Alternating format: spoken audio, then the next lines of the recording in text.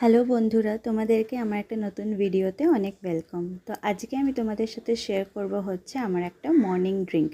এটা কিন্তু ভীষণ রিফ্রেশিং একটা ড্রিঙ্ক, যেটা তোমরা সকালবেলা উঠে কিন্তু খেতেই পারো। তো প্রথমে আমি দুজনের জন্য বানাচ্ছি, তো 2 গ্লাস জল নিয়ে নিয়েছি।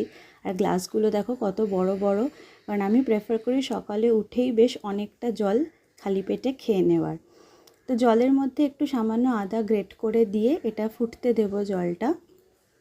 আদাটা যতক্ষণে ফুটবে আমি ততক্ষণে যেটা করব সেটা হচ্ছে একটু একটা লেবু আমি হাফ করে কেটে নিয়ে দুটো গ্লাসে হাফ হাফ করে আমি লেমন স্কুইজার দিয়ে ঢেলে নেব।